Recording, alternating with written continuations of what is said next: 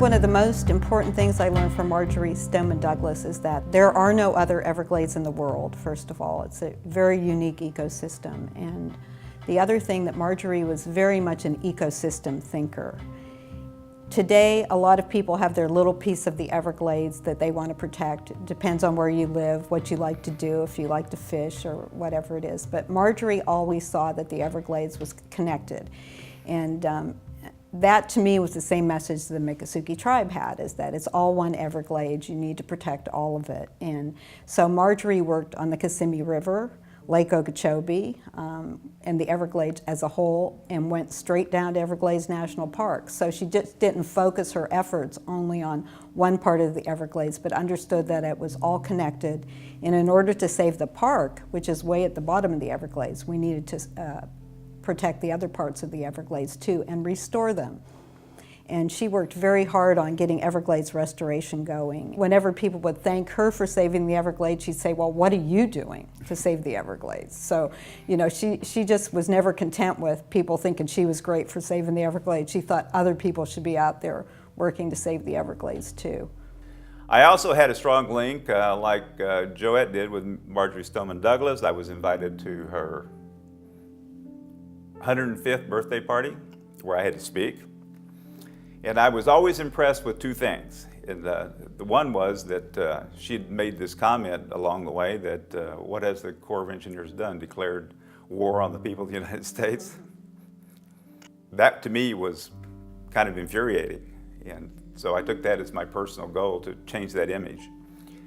We also had the fact that she had made a statement that the Everglades is a test. And if we pass, we may get to keep the planet. To me, that's what this is about in a large part. Certainly it's about the Everglades, and it's about people living close to a very sensitive environment, lots of people living very close to a sensitive environment, trying to figure out how that can happen and be done properly so both work in harmony. But it means something for the entire world because these problems are out there everywhere. And if we can't solve them here, as I said before, we can't solve them anywhere. And so both of those quotes from Marjory kind of gave me a lot of inspiration to try to do the right things. Many people have never been to the Everglades. Many people think the Everglades is already restored, and that's a problem. That's one of the problems we have, is getting people to understand it's not restored yet. We hope someday it will be restored, but you need to get involved and you need to help to save it. We need to preserve this place just because there is no other place like it. It's a magical, exotic place. If you go out there and into the Everglades, you realize how fascinating it is.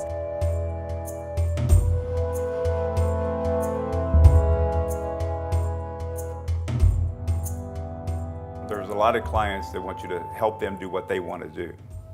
But the Miccosukee Tribe wanted me to tell them what the right thing to do based on my wisdom, my experience, my education, and everything else that went along with that.